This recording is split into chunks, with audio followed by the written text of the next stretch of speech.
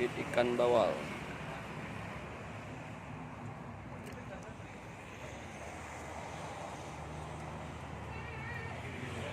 Lele. Ini ikan mas. Ini ikan nila.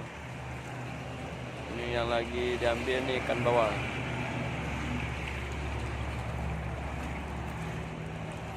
Ini ikan gurami. Patin.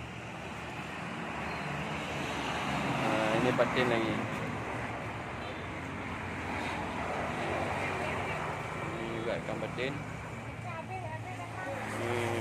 Dah kosong ni, dah habis.